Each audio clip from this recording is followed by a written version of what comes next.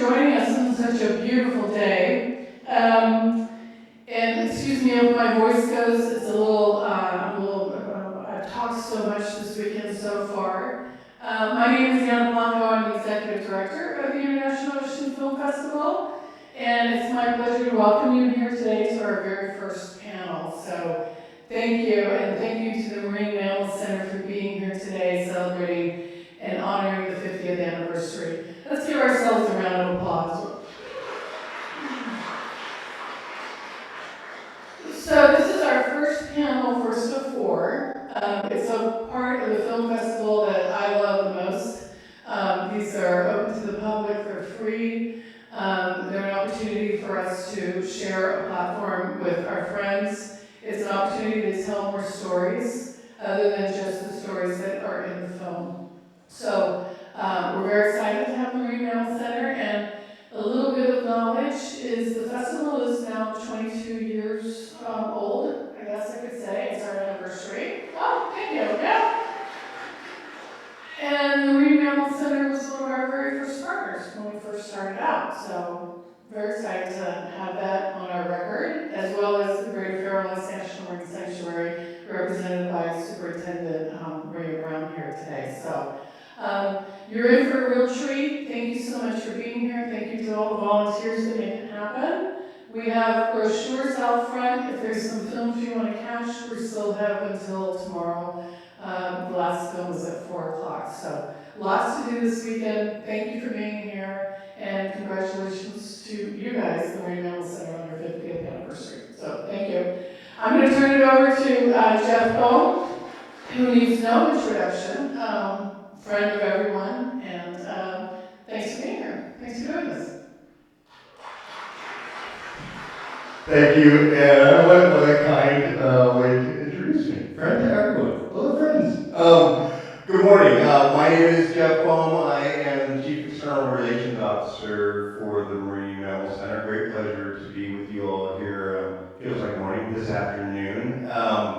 I told a few people as I arrived, I just felt this, I live over in Marin, and I just felt this pulse of positivity coming across the bridge this morning. Anyone else feeling that today?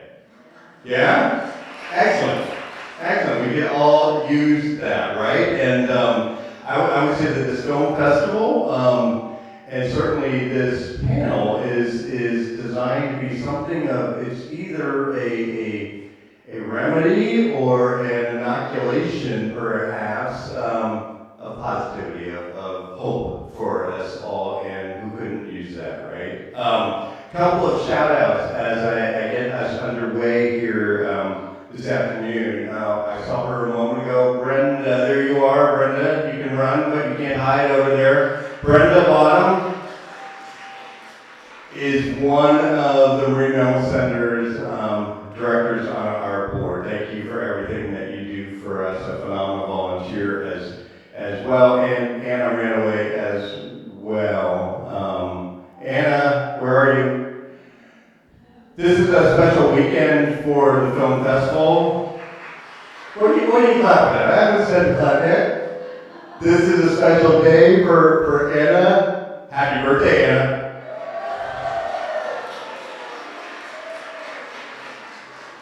We're not going to sing because my voice would come out loudest, and that wouldn't be a good thing. So my job is to get us underway with an introduction of the Marine Mammal Center. How many of you know the Marine Mammal Center? How many of you know us deeply? All right, my work is done. The Marine Mammal Center is an extraordinary organization I'm delighted to talk to you about.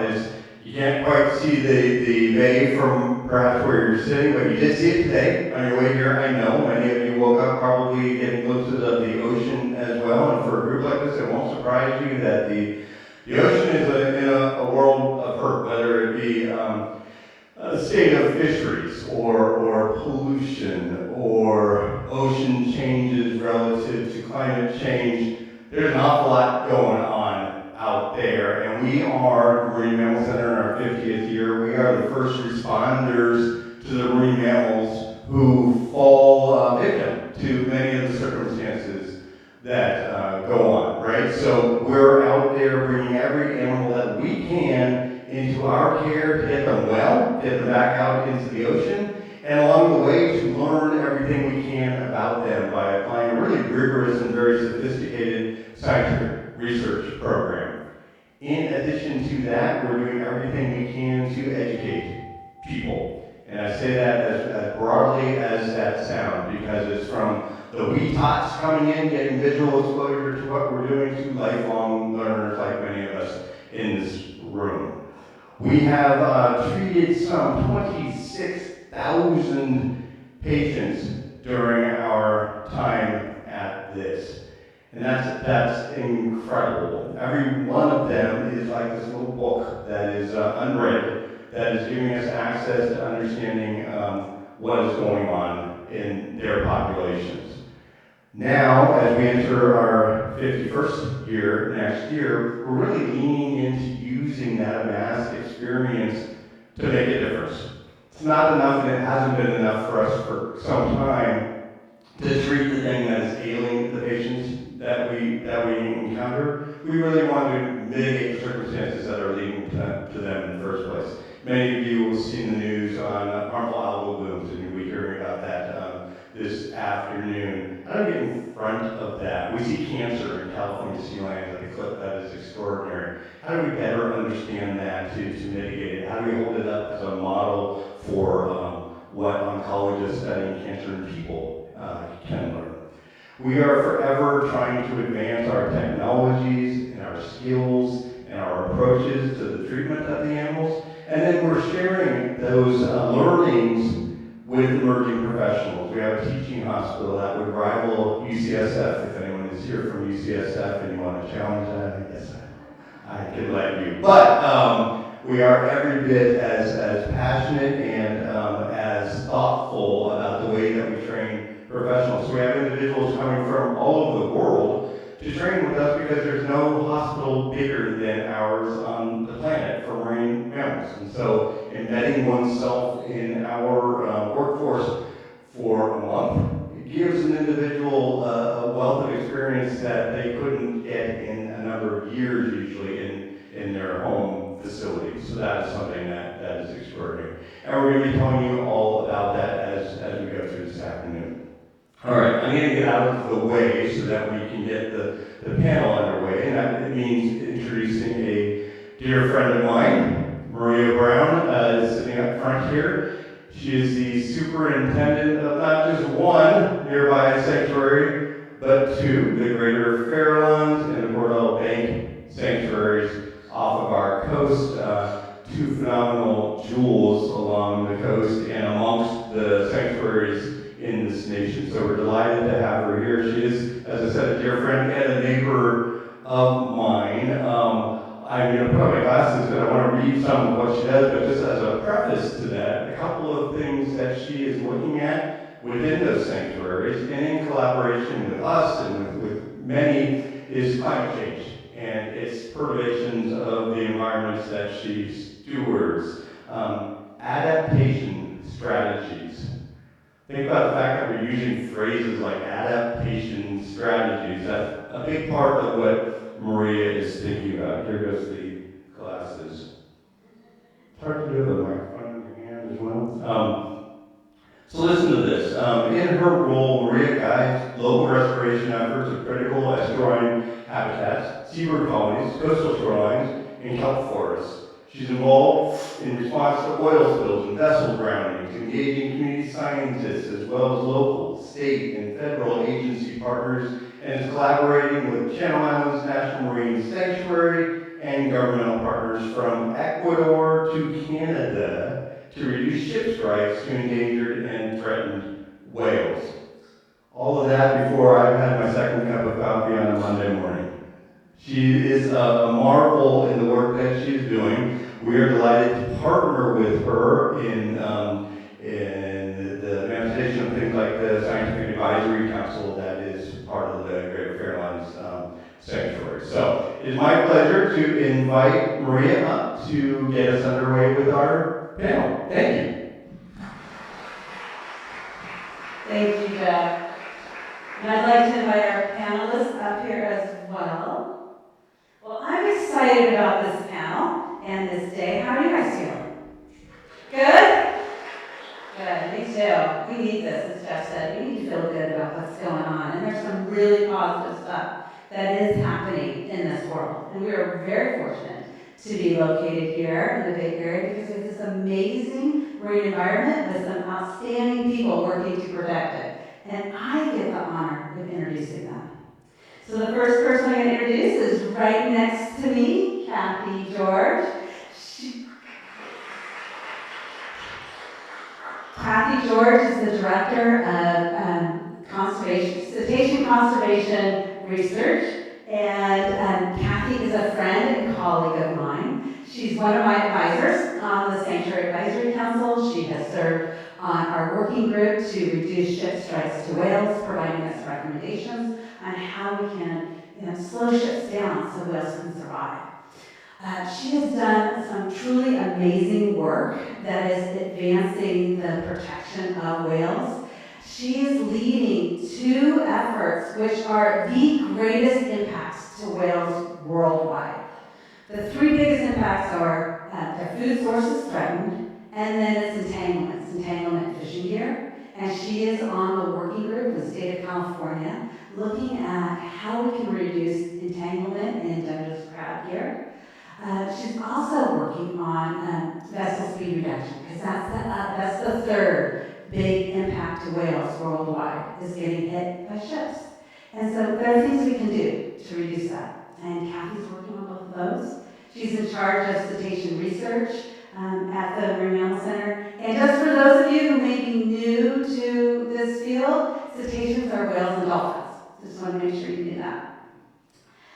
Next, I'd like to introduce Dr. Emily Whitman, and she is Whitmer, sorry. She's a clinical veterinarian at the Marine Mammal Center. She oversees the veterinary science at the Marine Mammal Center, and as you heard, it is an internationally recognized hospital for marine mammals.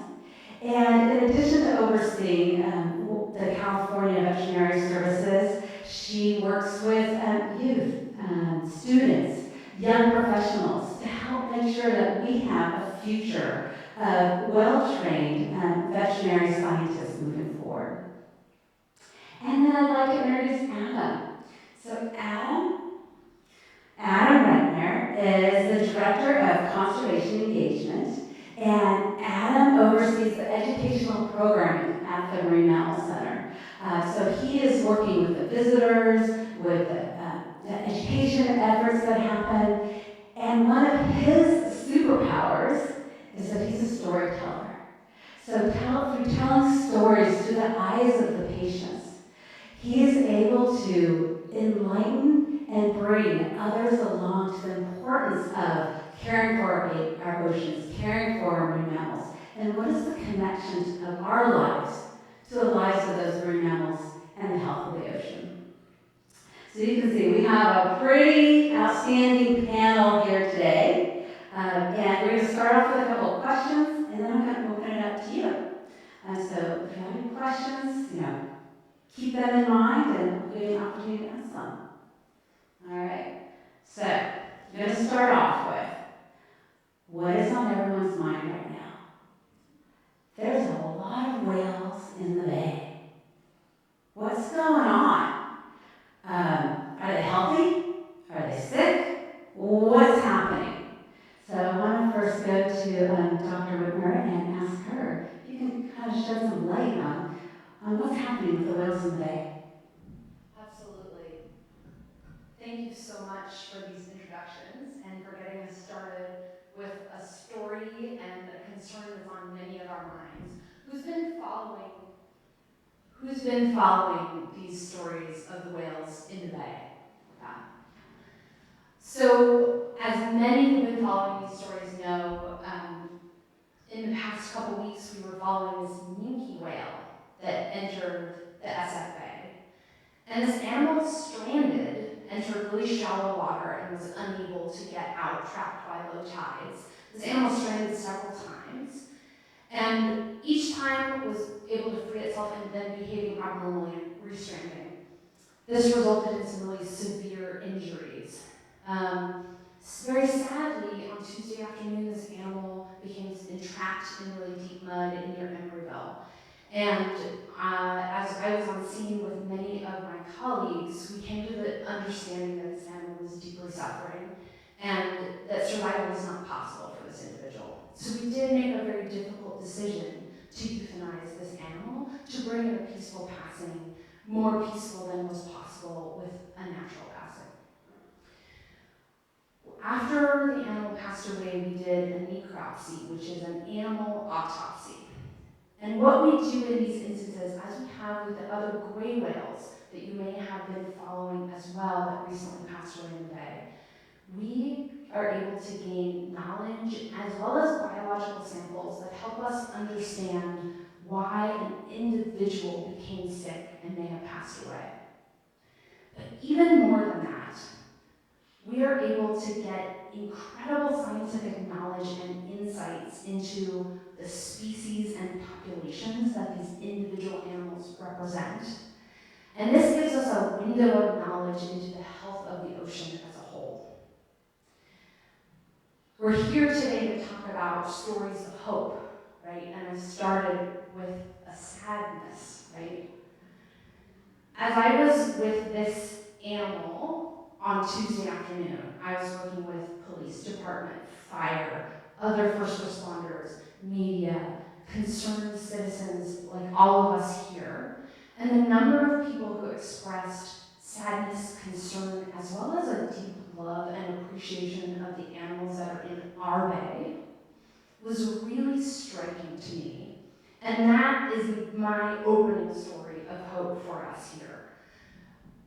The power of our communities that becomes so immediately apparent as our communities crystallize around these moments of pain and concern, to me, that shows how powerful we are in our collective action when we get together and acknowledge the things that matter to us and we work together to move forward for the next solution.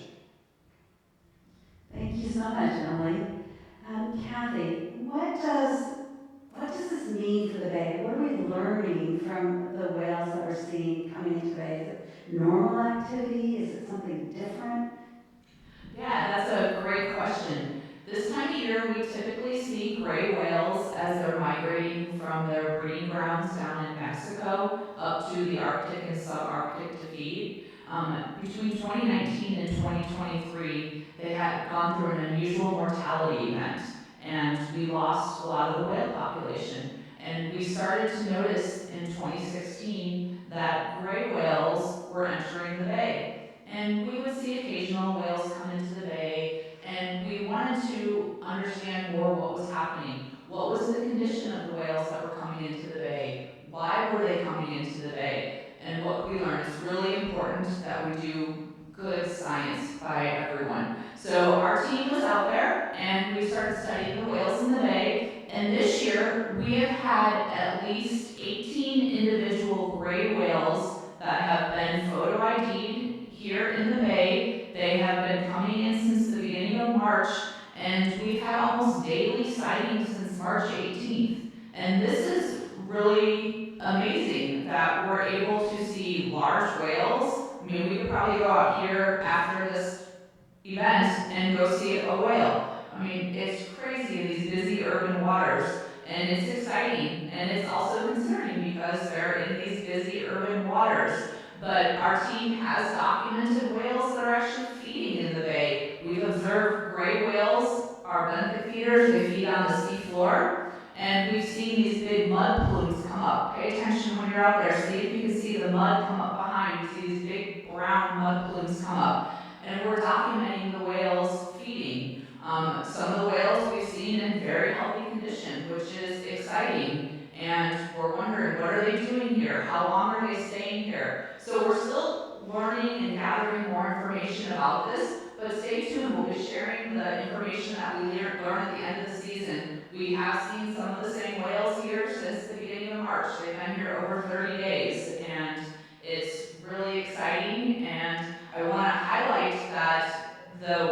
Bay has gotten healthier. The Clean Waters Act in 1972, the Marine Mammal Protection Act that has protected these marine mammals, and the National Marine Sanctuaries Act that has protected their habitat offshore. All of these regulations are so important for the health of the ocean and the health of the animals inside.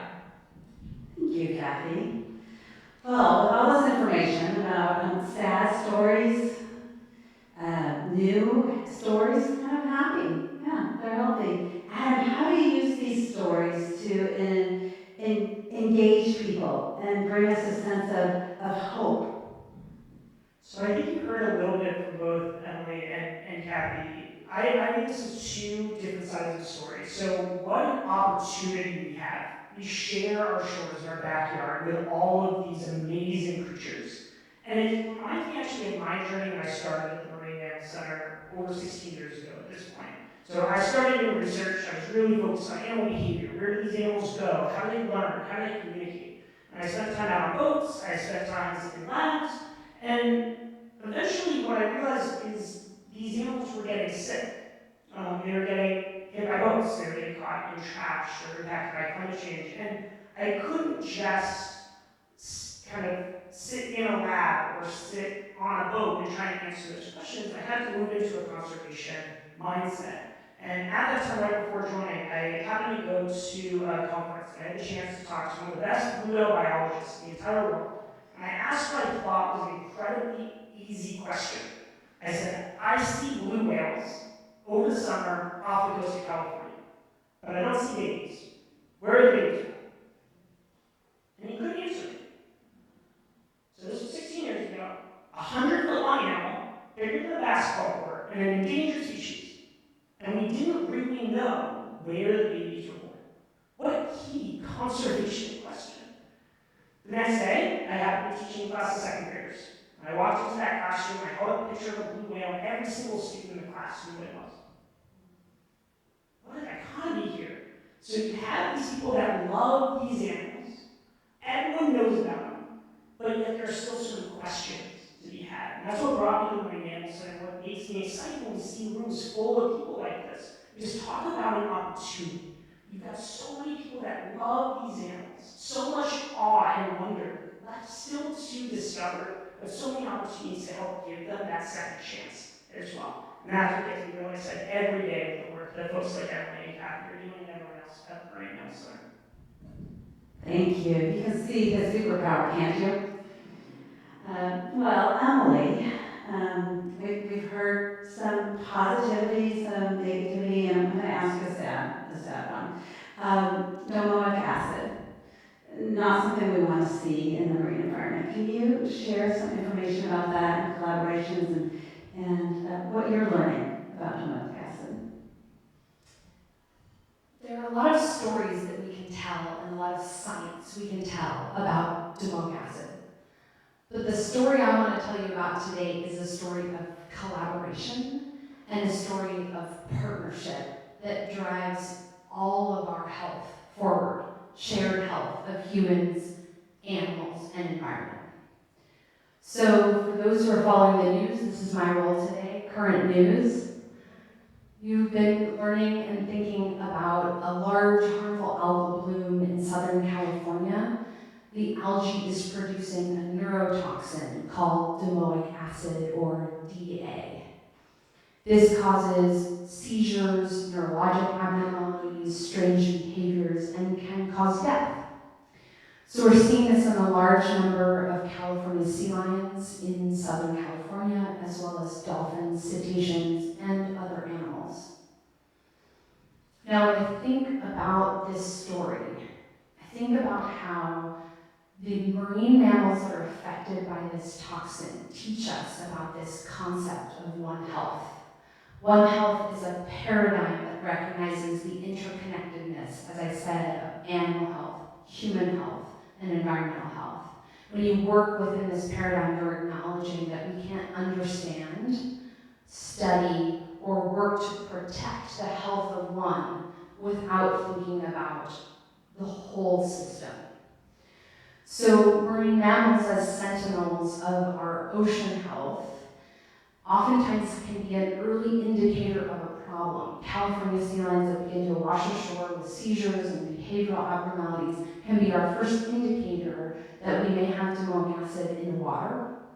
And that can trigger us to leverage our scientific collaborations, our knowledge, to gather marine mammal responders, marine biologists, oceanographers, our public health departments to say, we have a threat, this is threatening our animals, it's also a potential threat to humans in our food supply, such as crab or other shellfish. And we can say, okay, we need to take action to, say, close a crab fishery, or we need to monitor this more carefully. We need to work together to understand the conditions that are driving this algae bloom, monitor it, and figure out when it's next safe for humans. So again, as we talk about stories of hope today, I'm starting with something hard and tough, and then trying to pivot to the places where I really see hope, because 30, 50 years ago, we didn't understand this issue. We didn't understand that this was a threat to humans, to pregnant women, to fetuses, to marine animals. And here we are now, understanding it and having these incredible collaborations that allow us to act quickly and to further our knowledge, even in the face of a really difficult situation. Thank you, Emily. So, Adam, this is a scary issue. It's not an easy issue to communicate. Domoic acid doesn't roll off your tongue. It's not very sexy, but it's important. How do you communicate this? So it took a while for Emily to kind of walk through the basic concepts of domoic acid, a harmful algal bloom, it builds up the food chain, things you can't see. I tend to have, with visitors coming through the Marine Mammal Center, school groups, I have like 60 seconds to try and do this stuff. And the problem with domoic acid in my mind was that you couldn't see it. So even when you had a sick animal, you might see them having symptoms, but you couldn't see why. So it was actually happenstance, so to speak, to Emily's point about collaboration. I volunteer in my spare time at the Marine Mammal Center taking care of the little harbor seals, a couple a day old. You've been seeing a lot of photos of them behind me. And it's very late nights. It was around midnight. And I was talking with some of the other volunteers, and it was the first day for a new volunteer. And I was touching base with her, and she was mentioning how she'd come by earlier in the day just to kind of see the space. She looked at all the different exhibits we had as a visitor, all these things. She asked a simple question of like, I noticed that all the videos that you have are these kind of documentary style videos. You've got really cute photos and all these things. Why haven't you tried something different though? Is there a reason why you always do these documentary videos? And my answer to her was very simple, is that I make those and I don't have other abilities to do anything else, basically. And she kind of giggled. She said, well, have you ever tried anything like animation though? I was like, absolutely not. I have zero artistic abilities. So that's like the lowest on the list. She said, I work at Pixar. You are my new best friend. When it is not midnight and we're covered in harbor seal materials, like we need to talk. And it turns out not only did she work at Pixar, but she was a professor at the California College of the Arts. And one of the things that I never understood was that all of the teachers and the professors there were really struggling because for animation students, there's kind of one goal, and it is to work at Pixar or Disney. But there are so many opportunities for animation, scientific animation, education animation, and the students weren't getting those experiences. So she actually proposed to me, of all things, that we set up a course for students at California College of the Arts to make animation videos that are educational and scientific based. And I'm pretty sure when she offered that, she thought I was going to be like, what's it like to feed a sea lion? Like, how do these animals move? And I was like, I want you to make a family-friendly animation video about domoic acid toxicosis. And they did. And we use it all the time to share it around the world. Before they actually was shown at the International Film Festival a few years ago here in San Francisco. So ways that we can be creative, ways that it's a win-win. We can now tell this story to lots of people, but we had an entire course and all these graduate students that were learning about science, getting involved in it, and being creative of how we can spread that message even further. And they've done lots of other videos for us. There's one on climate change that we've done. There are various things where we can now tell really compelling, creative stories that bring people into this. They help them understand it so they know how to take action against it. Wow. That's a fantastic story. I would have never dreamed of that collaboration. And it really demonstrates that we can collaborate much beyond the usual suspects. And Kathi, can you share some examples of additional collaborations? Absolutely. I actually started my career in Indiana. I did engineering in my undergrad and moved out to California and just fell in love with the natural world, especially being on a boat and being underwater. So I come with a very different perspective sometimes to these collaboration opportunities. But I have two different scenarios. I'm going to focus on the San Francisco Harbor Safety Committee, but I'm happy to answer any questions later about collaborations with the Dungeness Crab Working Group if anyone has any questions about that. About 3 years ago, Jeff invited me to attend my first Harbor Safety Committee meeting, which is primarily a maritime professional audience.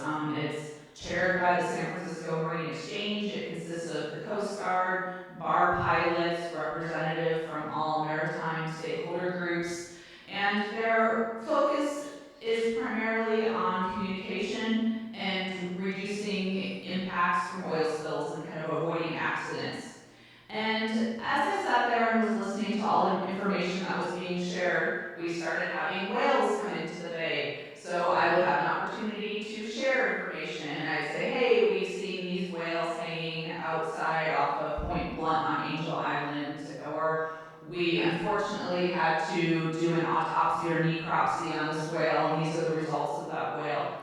And after a couple months of sharing information along those lines, the chair of the work group said we need to do something. Or sorry, excuse me, the chair of the Harbor Safety Committee said we need to do something about this, and you're going to be the new chair of a work group. So I was voluntold that I am going to be leading a committee to reduce the risk of vessel strike while maintaining navigational safety, because we don't want to solve one issue and create another issue in itself. So I invited everyone on the Harbor Safety Committee to join. I invited experts in cetaceans and whales. I invited other stakeholders to come and participate, and we all shared ideas of what could we do to reduce the risk of vessel strike. And we spent a number of times meeting and talking about ideas, and one of the areas that we focused on were the high-speed ferries. High-speed ferries are trying to get from point A to point B, keep their schedule, people need to get to work, etc. So we talked with the ferries and had them discuss amongst themselves the ideas that are coming up need to be driven by the stakeholders themselves. We can't be telling people what they should be doing. So they went back to their communities, and the different ferry operators talked to themselves, and they updated their whale strike avoidance plans, and we talked about alternatives and what actions could they take, and it was very exciting. This was in December, January, and this year, lo and behold, come March, and we get many reports. Encourage people to keep sharing their reports, but we get a lot of reports of whales in the ferry lanes, and the ferry operators have been slowing down. Coast Guard took a mandatory action to move the ferry route to the eastbound lane away from the whales. So there's been lots of action. The bar pilots that are coming in with cargo ships, I've gotten phone calls from them saying that they're slowing down for whales. So the momentum is starting to happen, and it's really this passion and this commitment that makes me so happy. This is what I love about my work, seeing the actions taking place. I'm seeing it being driven by the maritime stakeholder community, and it just gives me hope that we still have these species around to protect, and we all can play a role in protecting them. Wow. Again, I really like your message there, Kathi, of hope. Because isn't that why we're all here? Because we believe. We believe we can make a difference. We believe that there's hope still. And I'd like to hear your perspective as well, Emily. Where is there hope, and how can we manifest that hope? As Jeff was speaking about when he introduced some of the work that the Marine Mammal Center does, he spoke about our teaching hospital. And let me tell you, this is one of the absolute joys of my job. I get to work alongside and to train the next generation of veterinary providers, environmental advocates, scientists who come to learn from our volume of caseload and the wide variety of things we do related to marine mammal health, welfare, research, regulation. I get to work with people at all stages of their career path, from high school students in our youth crew who spend time learning to care for animals and then to do environmental education and storytelling, and watch these students grow into their own selves as scientists, providers, and storytellers. I get to work with international veterinary fellows who come for a 2 to 3 month training experience with me to learn advanced veterinary procedures, surgery, medicine, response, see the whole range of what we do, and then take that work and that knowledge back to their communities, their institutions, and their future careers. Again, to leverage their collaboration with the Marine Mammal Center, the knowledge they gain, and all of the richness of their prior experience, and leverage that into action and meaningful science and medicine. It is such a privilege to be a part of that system. And on days where I am exhausted and I don't see the point, and if you put another adorable yet sick harbor seal in front of my face, I go, I can't take it anymore. Then I get to interact with a student who sees that through fresh eyes. And I go, wow, Emily, you've already gotten jaded and this is your job. And it refreshes my own sense of commitment and meaning and impact in my work and the work that my team does, because we get to get the energy and the enthusiasm and this diffusion or infusion of new ideas from new people. So again, we've been talking about collaboration, we've been talking about interdisciplinary work, we've been talking about storytelling, and the way that the Marine Mammal Center brings these together by inviting these folks to our work is so impactful to me. And hey, if you're a part of a Bay Area community, if you know a high school student, if you know a new scientist, we have tons of opportunities for people to come get involved and take what they learn from us and then leverage that into the next step of their career and their journey. So what I'm hearing is the next generation is providing us hope. They're enthusiastic, they're interested, and now we need to engage them. So Adam, how do we engage this next generation? And how do we increase our hope? So I think there's a few sides to that. I think a lot of people think about engaging the next generation, and youth are going to be kind of the people that kind of say this, and they will. But it's also not just on the youth. And one of the things that I spend a lot of time on is thinking about how do we take all of the really passionate people, folks like yourselves, educators, communicators all around the country that want to take action but are struggling. They don't know what to do to help, but they want to help. And climate change is where I spend a lot of my time these days for very obvious reasons. And I've been fortunate for the last 10 plus years to be working with a group called the National Network for Ocean and Climate Change Interpretation, or NOCI. And basically it was founded with this concept that so many people care about climate change, it vastly outnumbers those that don't, no matter what you hear in the media. And people are struggling to understand how climate change is happening and what exactly they can do. So what we did is we took a whole bunch of really, really smart climate scientists and we locked them in a room with social psychologists. And we scientifically tested how to talk about climate change so that people could understand it and are motivated to act. Then we got our toolkit, a variety of metaphors, values, things that help people be able to confidently talk about climate. And we brought it out to all the educators, communicators, zoos, aquariums, state, national parks, you name it. We just celebrated our 15th year. This year, we've got over 800 trained members across 46 states at 375 institutions. The reach of those groups is 150 million people a year. We have actually seen over the last 15 years a shift in the national discourse through these tools that are helping to empower those that care about climate change for how to act. And it's continuing to grow. So this is just one way we can leverage all the passion people have. We need to give them the tools. We need to give them the hope so that they feel like action matters. We need to help them understand the issues, and we hope to guide them into ways where they can creatively get involved and do something. That's what gives me hope, is that with that type of power that we have from the community of support, we can make the change that we're hoping for. Oh, it's not just the next generation, it's this generation as well.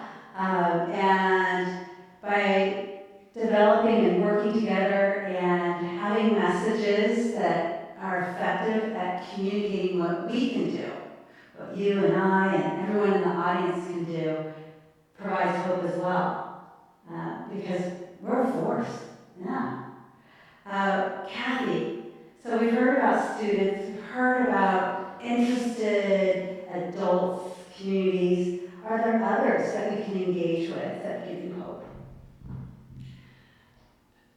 Everybody in this room here gives me hope by you showing up today, so thank you for being here. I work with a lot of different collaborators and partners. We have young interns and students that are in school learning more. We have volunteers. We have our partners in our communities, being a part of the Sanctuary Advisory Council and getting access to all ocean stakeholders and sharing that information. We can reach out through all of our networks, and the impacts that we can make by associating ourselves with others, learning and listening, I think is absolutely essential. And that's where I would go for my hope with my partners in my community. And you think outside the box too.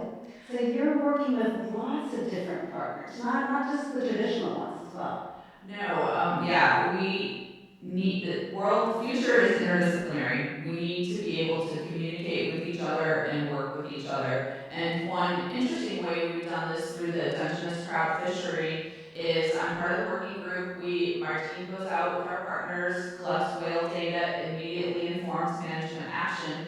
But I also listen to the fishermen, listen to their concerns.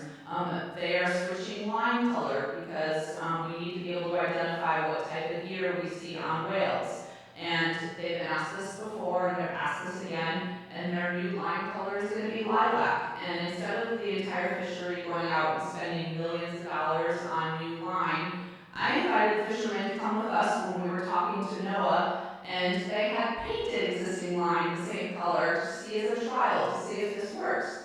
And NOAA was like, yeah, this is acceptable. So kind of finding ways that we can collaborate and help support each other, or I've been invited out on the bar pilot boats. We've invited fishermen out on entanglement responses. I think that we need to get into each other's communities and listen and work together.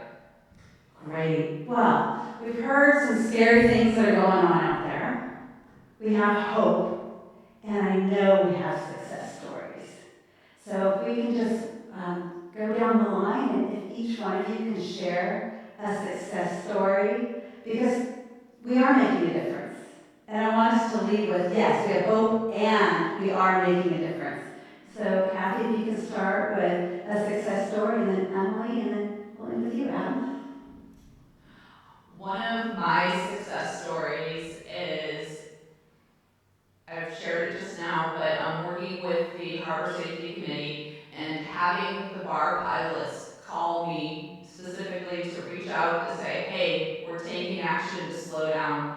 Working with the Coast Guard and having them call me and saying, hey, we're rerouting the ferries to avoid the whales, and having the ferry operators call me and say, hey, we've been tracking the whales and we noticed they flood tide, this is our observations, and really opening that dialogue. So that's what gives me hope and excitement. The Marine Mammal Center started in California, and then we said to our partners at NOAA, and NOAA asked us if we could help with the incredible conservation interventions for the Hawaiian monk seal. This is an endangered species. A significant proportion of that population exists today because of incredible human interventions to save young animals at risk of dying, to relocate animals that are interacting with humans, to provide vaccines against deadly infectious diseases. And when I see the work that we do in our Hawaii hospital, and when I see how we push the envelope at our California hospital with relative species, so that elephant seal is a relative of the monk seal, we learn how to take care of elephant seals, and then we turn that knowledge over into even more and better care for our more critically endangered species. We are leveraging every aspect of what we do into greater and greater success.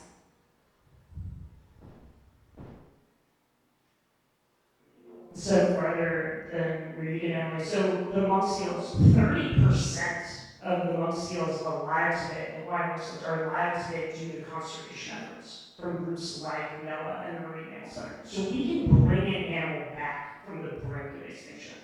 We've seen that with the elephant seals as well. They're a thriving population along the California coast. If you've not been out to Onion Huevo or Point Reyes to see them, do it. They're at 175,000, probably over 200,000 at this point. They were hunted to near extinction. They were declared extinct in the late 1800s. We thought we got all of them. And then they got a small group of them, less than 100, on an island in Mexico. They protected that island, and the population shrunk. So we can make a huge difference for these animals. It takes coming together, it takes using the science and the collaborations to do it, but we've seen these animals recover if we give them the chance to. And that gives me hope as we see everyone taking action right now to do that for any number of animals across California and across the world. Great. Well, thank you so much. We're going to open it up now to you and the audience to ask questions. And I'm just going to start us off by asking you a question. How do you see that we can increase hope for the ocean? Does anyone have any ideas? Yes, go ahead.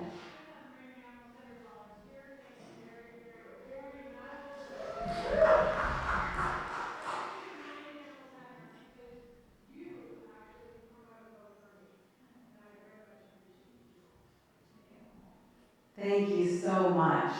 Does anyone, oh yeah, let's give them another round of applause. Do you have questions about how you can get engaged, actions that you can take? Yes, go ahead. It's not really, I haven't been involved in the Marine Mammal Center, and I do a lot of work with the Bay and have run into safe marine mammals. And I think we sort of take it for granted that the Mammal Center is there. And I think it's incredible that a few people, I think you might have been one of them, started the Marine Mammal Center. Have this idea, let's save these animals, have a place where we can take them and save them. And then it has morphed into like, so much more. But, and then anytime there is one and there's public around, 90% of the people are saying, did you call the Marine Mammal Center? So people are aware of it, and I think we just take it for granted that it's there, but I'm so thankful. You see a stick or a stranded marine mammal, and there's some place to call and somewhere to take it. So thank you. Well, I wish I could take credit for being one of the ideas behind it, but I have to say they're such an important partner. They can do things that we don't have the resources within the state or federal government to do, and we're very dependent on them. Exactly, and we're fortunate that they're in our backyard. Do we have any questions? Oh, yes. Go ahead.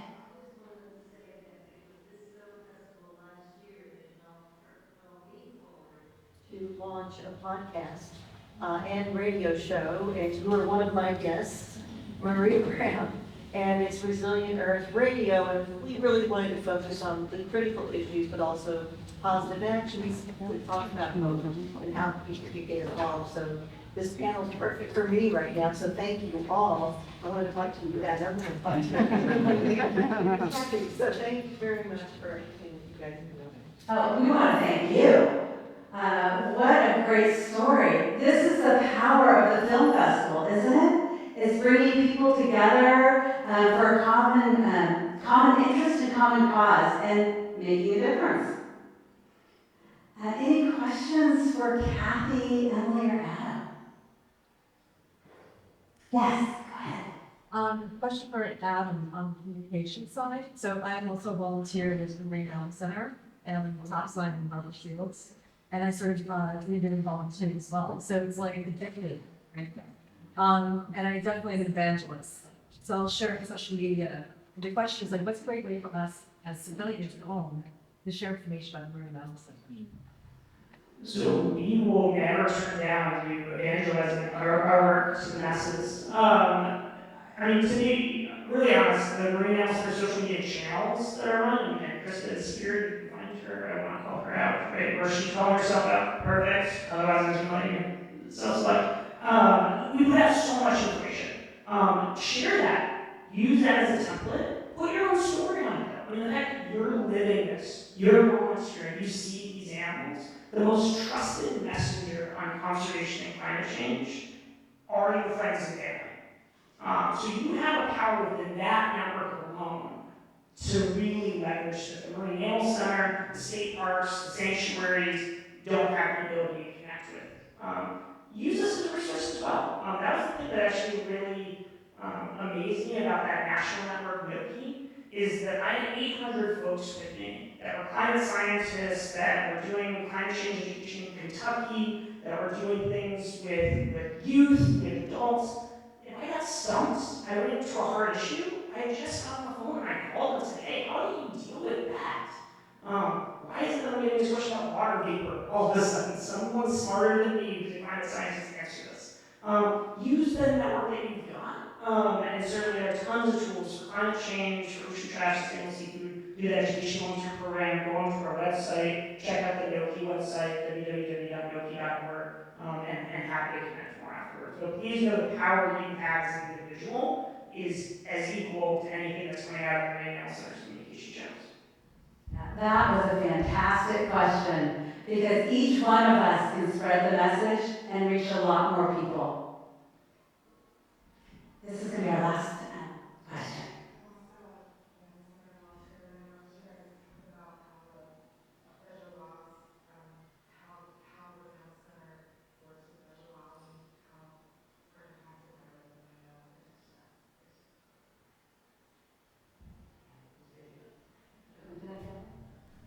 I'll start with that one.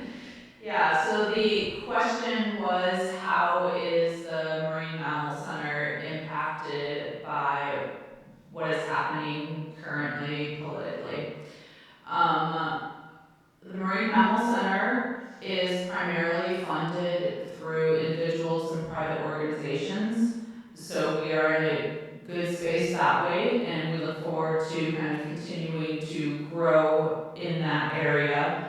As far as what is happening, we're definitely impacted by our partners that we work with and losses that they face. We work closely with National Marine Sanctuaries. We work closely with NOAA's Office of Protected Resources, and any cuts or holdbacks that federal employees are feeling right now, and my heart goes out to the federal workforce. They are so committed in doing this because they love the work that they do, and these unlawful actions that are taking place right now, it's impeding progress on projects. I personally have lost leaders of collaborative efforts that we're working on. Our media and public relations efforts are put on hold and diminished because we don't have our partners at NOAA to help out there. So from a federal standpoint, I think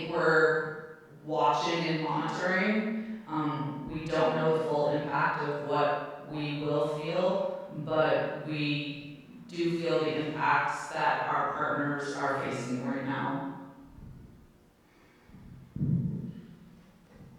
The audience member just a moment ago speak about our Bay Area community and our larger California community, in some ways taking the Marine Mammal Center for granted, right? That we, as a center and an institution, have the ability to respond to marine mammals that are in distress. And there can be a way in which we as an institution and all of us as citizens can take our state and federal regulatory agencies for granted, and in some ways fail to recognize the incredible unseen work that they do to support and underlie all of the other work that NGOs and private citizens may do to take care of our animals, our environment, our public health.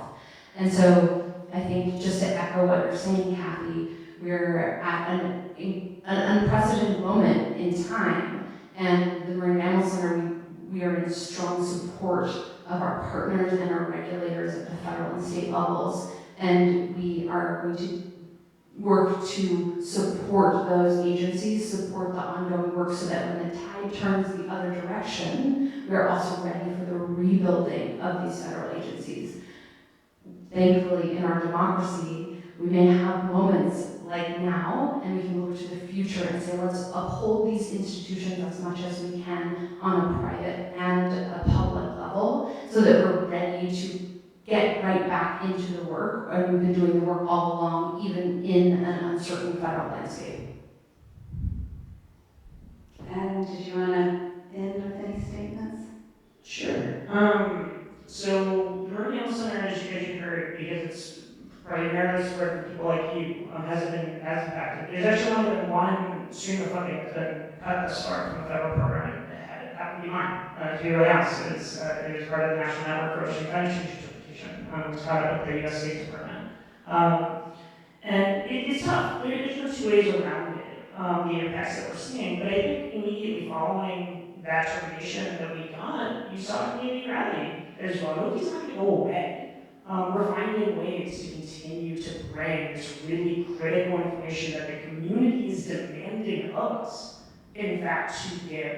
I think it's just a testament of how we have the power now to come together and speak and use our voice for the things that are going to help move us forward, protect people, protect animals, protect environments that we love. And we're seeing that build, that momentum that's going. I think we need to leverage that and continue now to school in the power that we've seen this type of change happen before, and it starts at our level, it doesn't start at the federal level. Well, thank you so much to our panelists. I'd like to hand over the closing to Jeff, and he'll bring our event to an end. Thanks, Maria. Stay put up here if you would. Yeah.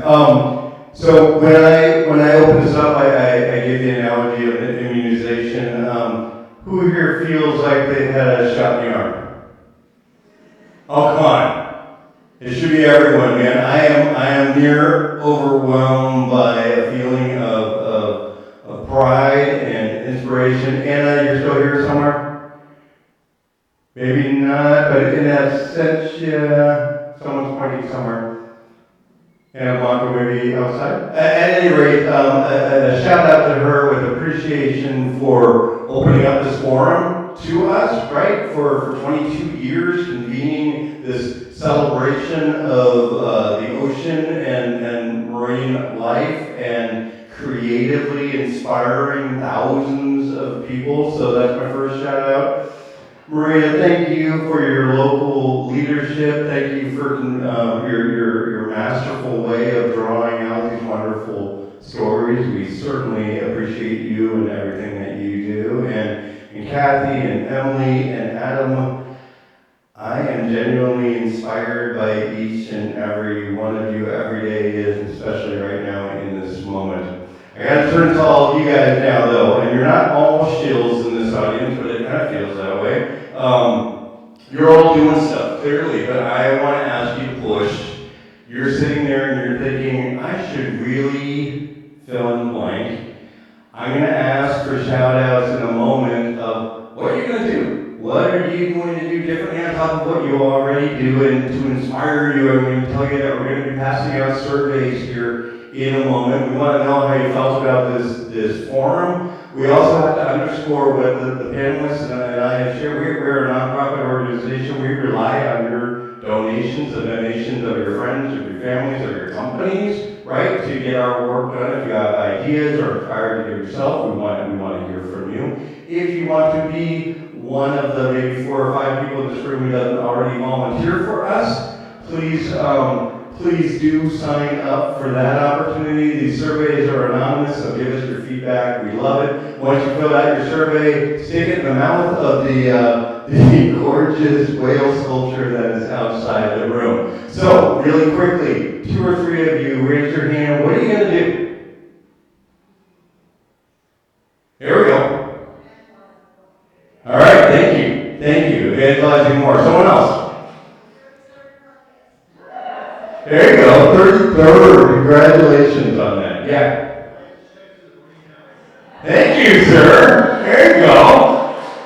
Appreciate it. Anyone else? Yeah, way in the back there.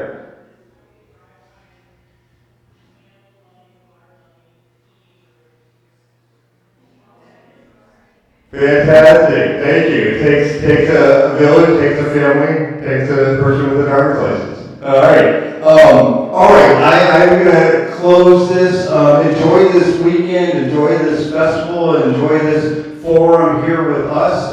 We're not rushing you out the door. Plenty of staff, volunteers to mingle with. Thank you for everything that you do. Thank you for helping to inspire us and me. I appreciate you.